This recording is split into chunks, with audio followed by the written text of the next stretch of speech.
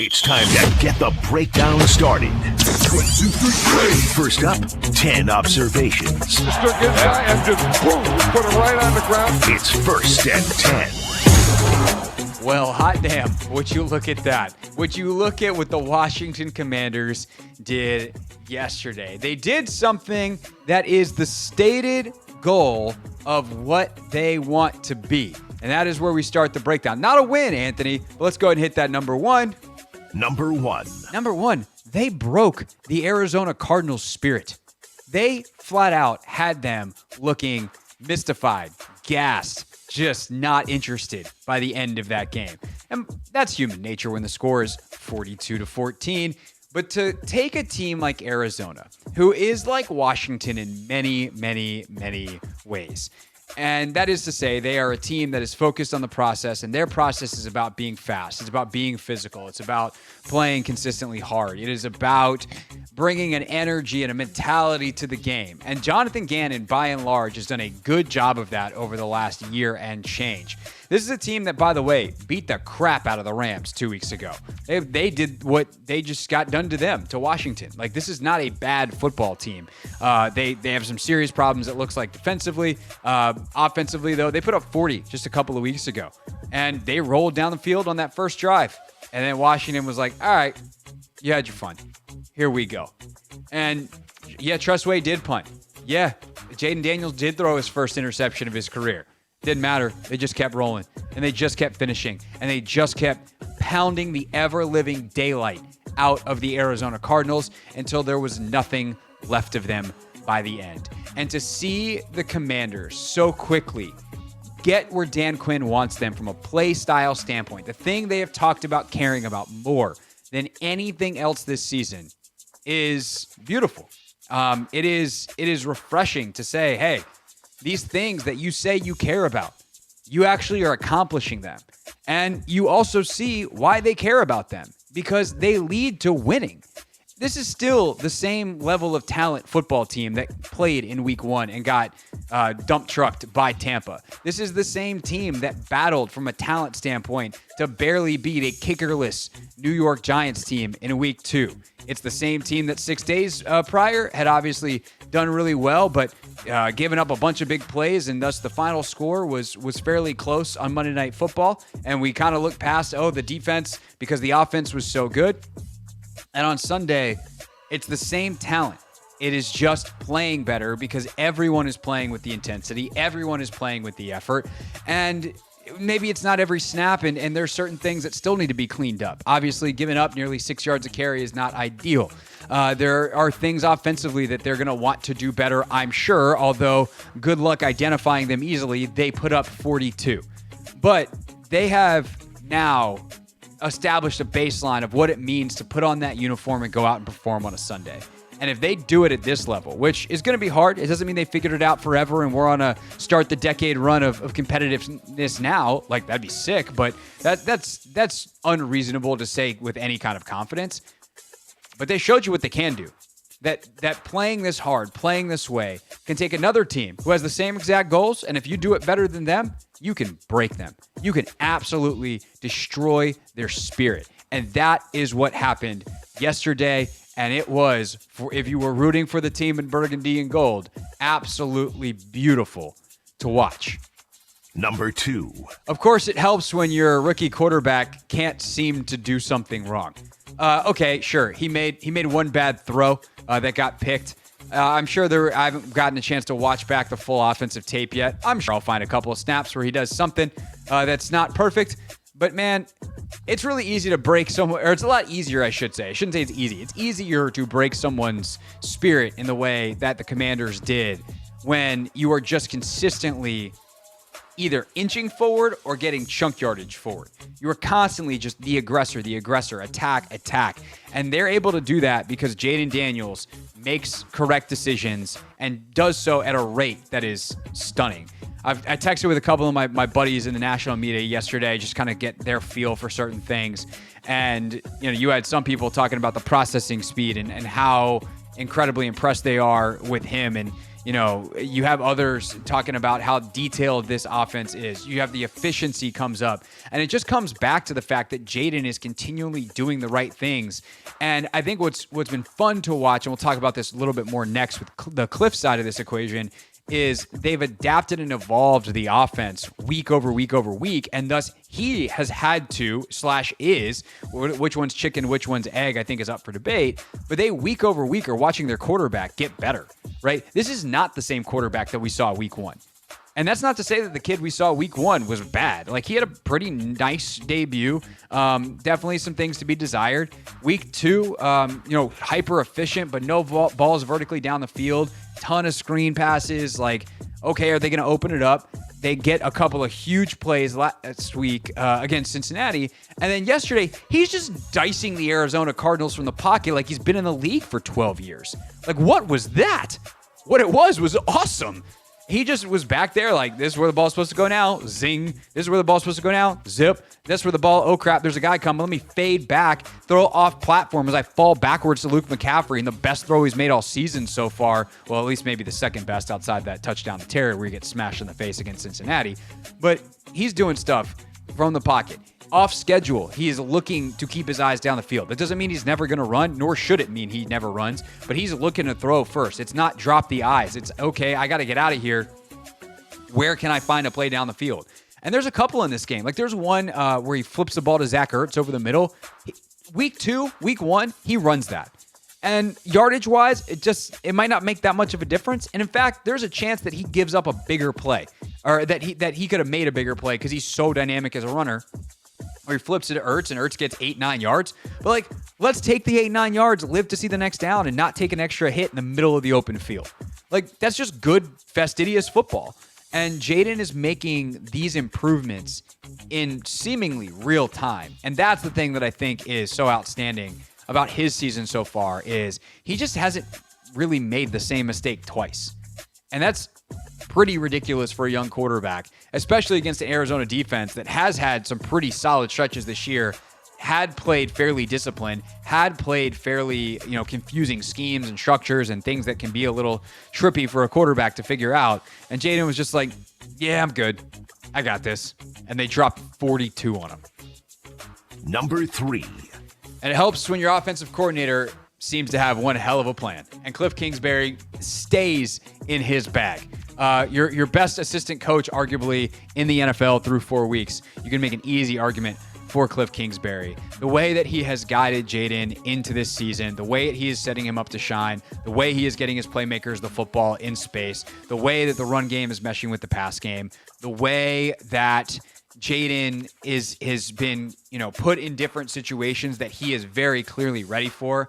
And then there's just like some of the more schematic stuff where like Arizona defensively plays a lot of too high stuff. And they try to zone it up, and it's like, okay, well, we're going to have guys to cover over here and guys to cover over here.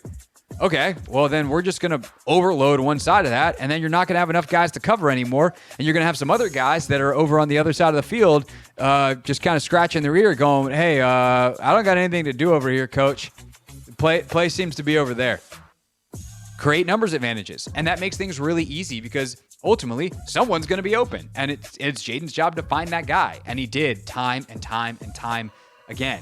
And then you have just this feeling during the game. It's like, is it going to be short? Is it going to be long? Is it going to be left? Is it going to be right? Two backs in the backfield. Is it McNichols? Is it Robinson? Is they going to run inside, outside? There's such a meticulous use of every blade of grass. Actually, here's a better way to put it. Every blade of grass is under threat at all times. You have to respect everything. And that means you can kind of bow up against nothing. You overload to stop the run. One, you can only overload to stop the run on one side of a run. That's immediately negated by the fact that Jayden Daniels can pull the ball on any shotgun run or boot on anything under center. And now if you've overloaded to the left, you fake a handoff to the left, Jayden goes right, and now you got one of the most dangerous players in the NFL in space, and that's not good for a defense. You also expose yourself on the back end coverage-wise, and he's hit shots down the field. If you put more guys into coverage, they obviously run the ball right down your throat. And it's just beautiful the way Kliff has managed that, and he deserves a ton of credit. The detail they play with, and I also think that's the other part, right? This is a well-taught offense, not just a well-designed offense. I was listening to Colt McCoy on John Keim's show last week, and Colt talked about how, Kliff will say, like, hey, if I told you to line up on the inside, in the inside of the numbers, line up on the inside of the numbers, and they have a way of getting that across and making guys understand where they need to be so they do it exactly right. And that maximizes each play. Each play is designed to work, but you have to run it the way it's designed for it to work. And they are running the things as designed. Guys are hitting their marks. They're doing their things. They're dialed in on the details in a way that is really impressive and is going to obviously help this team win football games. Number 4. The communication and crispness on defense took enormous leaps in this game. I will point you to the final drive that Arizona had of the first half, second quarter, where they ultimately turned the ball over on downs. They wind up getting the sack on the 4th down. And I'll go one communication, one crispness. The crispness actually happens on the 3rd down right before the 4th down. And they get a completion on this play, but Jon Allen and Frankie Louvu run a stunt. And if it wasn't quick game that Kyler reads really well and gets the ball out, Louvu just destroys Kyler. Like, he winds up running past him because Kyler got the ball out that quick. But the 1-2, bang, I'm around. Jon Allen picking the tackle. Like, it was beautifully executed. And you saw more examples of twists and games and just things getting executed really well up front in this game. And as the game went, it got even better and better. And that is pretty freaking big time for a defense that has struggled with that stuff so far this year, to just be crisp. And then also individuals, right? Like Jeremy Chin on the first drive of the game, or maybe it was the second drive, just absolutely firing like a missile on a quick game and getting a tackle 3-4 yards ahead of the sticks. Like there's just a general crispness to how this defense is playing that showed up. And while it wasn't perfect and there's still a lot you can work on, you're starting to see it come together in a major way. The communication piece on that 4th down stop, like they're talking, they're chirping as Arizona gets set up. The front's making sure they're aligned. The back end's working. And Sainer still is signaling and making sure that everyone's on the same page. Receiver goes in motion. He continues to talk. And then post-snap, the communication's great there. Switch release by the 2 receivers. And instead of, Keystone Cops, we ran into each other. We both followed one guy. Someone's wide open on a 4th down. And even if it's a gain of 7, it was 4th and 1. Nope. Easy pass off. I believe it's Forbes and Sainer still. They lock it down. Kyler goes to throw, realizes he's got nothing there, and eventually gets sacked. I believe it's by Dorrance Armstrong, who does a nice job sticking with his rush, hits a little hesitation move, and then gets around the edge to chase Kyler down. Just really, really good stuff on the communication front. You're not seeing the coverage busts that you saw earlier in the season that we saw for the last bunch of years. It's something that, hey, in previous years, it'll take time, and then it never gets fixed. Not to say that they've had their last coverage bust of the year. Teams are good. They'll put them in conflict, and eventually someone will mess something up. But we got a couple weeks without one, and that's a hell of a job. Sometimes you're going to get beat, and that happened. The touchdown by Marvin Harrison on the first drive, like that's just a beautiful throw and catch. Sometimes you get beat. Jamar Chase, sometimes you get beat. But don't beat yourself, and this defense is continuously doing a better job of that. Number 5. Probably because they're trying harder. And, effort's always something that's a little funny to talk about because there's giving like, hey, that guy's not out there loafing, but is he giving it the extra? Is he really unleashing the full potential of himself on each and every snap? And you saw it in a just continually elevated way over the past couple of weeks, culminating with this performance. Luvu's had it, but he has a couple of plays in this game where he's just throwing his body around, just smashing into people, bringing the physicality. Wagner's pursuit, you see it. Chin and Quan Martin, their pursuit. BSJ, even Emmanuel Forbes. It was like maybe his first play of the game in the middle of the second quarter, on a run fit. Yeah, did he have a couple of plays that I think once he gets back in the rhythm, he'll start to make in this game? Yeah, missed a tackle super late in the game, whatever. But he gets out there on the edge, and he's got an offensive, I think it was a tackle, guard, someone, I don't remember, but an offensive lineman pulling out. And instead of trying to take that guy on, he sets the edge. He dives at his feet, turns the run play back into the rest of his teammates, and he did his job on that play. And so you're seeing a hustle and a pointedness to the effort level that is a game changer. And you don't believe the game has changed? Look at the results. They just gave up only 14 points. But there's one guy in particular who I think deserves a shout out on this front. Number 6. And that is Jonathan Allen. Allen, to this point, has been, had some okay games, had some, I think, much to be desired games, but he hadn't had a really productive game yet. And a game where you're just like, oh, damn, look at Jon Allen go. This was the game where you go, oh, damn, look at Jon Allen go. Some of his rushes, the interior pressure he gets, he and Duran played off each other much better. Even at times where they didn't nail a twist or a stunt, they kind of rush even together up the front and just push the pocket. I think that they both took on double teams better. But the reason that Jon stuck out is, I highlighted this with Johnny Newton last week, times that he's making plays 14, 15 yards down the field. Jon Allen had a couple of those in this game. And there's one in particular where he's on the backside of a run and he does his job, getting down, seeing where make sure this gap doesn't get too big. And then he disengages from the blocker because the run gets out the front side. Someone else doesn't get where they need to be. And he makes the play coming from the backside of a run to chase down a running back 9 yards down the field. Those are big freaking plays. Once you get into the secondary, all bets are off. You're one tackle missing from getting a touchdown at that point, typically on a run play. And so if you have players that can chase that stuff down from behind, you might be saving points. And Jon Allen did that a couple of times. His ability and his willingness, or even more so than his ability, to get downfield and make plays. Nevertheless, he makes a couple of plays in the backfield, has the sack. So Jon Allen, his most productive game in the season by far. I think he was 3rd or 4th in the team in tackles. And not that that's going to happen every week, but dang, I hope it happens more weeks than it doesn't moving forward, because that means his defense is playing at a much higher level when Jon Allen not just shows up when you flip on the tape, but shows up when you open the stat sheet. Number 7. Benjamin St. Juste deserves a round of applause. A couple of round of applauses for guys real quick. BSJ was given a job that I frankly did not think he was going to, which was you're going to travel with Marvin Harrison. And we know Benjamin's at times struggles facing number 1 receivers, and that we often say it's not fair to him because he shouldn't be asked to be a number 1 corner. That's just not who he is as a player. And he gave up a couple of passes, but all in all, 4 for, I think it was 49 or whatever it was. And the touchdown I don't think was on Benjamin. Even if it was such a good throw and catch. Defender played that well. You tip your hat on a 4th down for that kind of play, that opening drive touchdown. By and large, he did great with that assignment. So kudos to Benjamin St. Juste stepping up. You probably didn't notice him that much, and that's how you want it for a corner, especially when he's traveling with a number 1 wide receiver. Number 8. Another kudos for the defense, and then I'll get back to the offense for my last round of kudos, and then one big thought to wrap up here.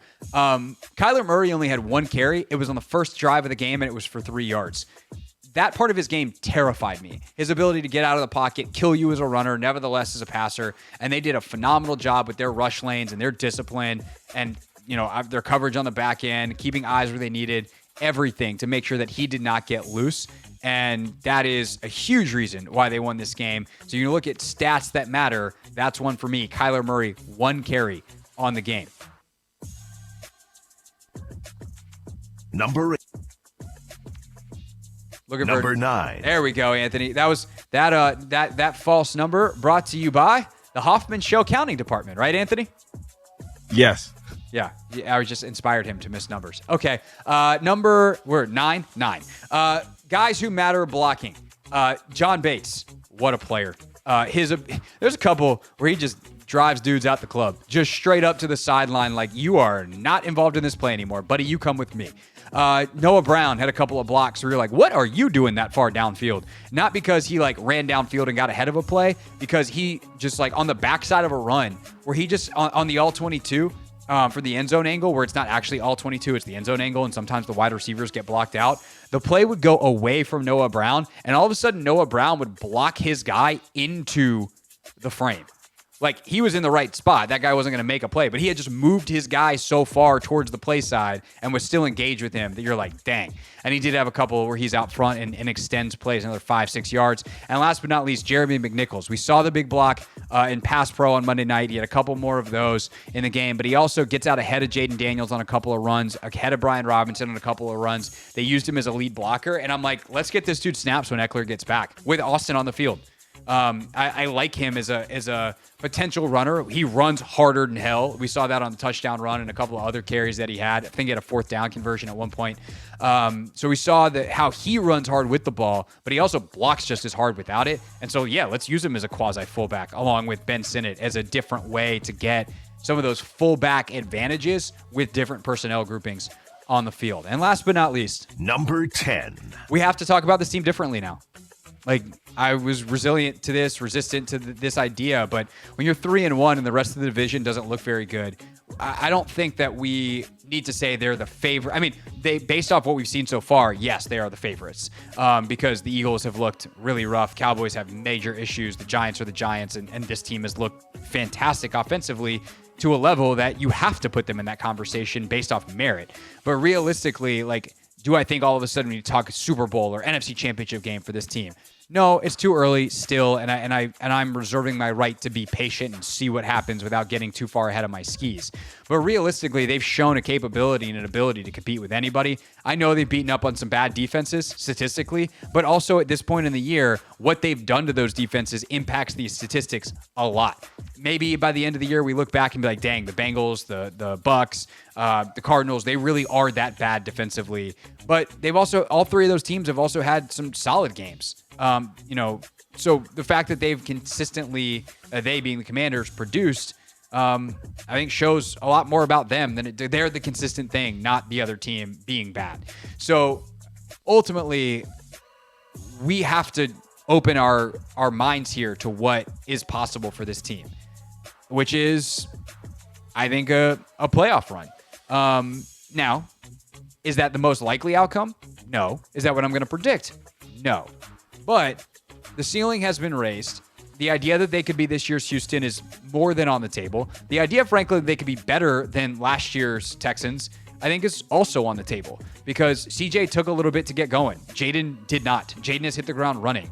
And this team is going to face adversity. This is not going to be this smooth sailing, but they've already got themselves out ahead, and it's going to be really fun to see what they can do over the next month, where they have 3 home games and a trip to Baltimore, so they don't have to leave the state of Maryland for any of their games. This is the Hoffman Show on the Team 980 and the Odyssey app.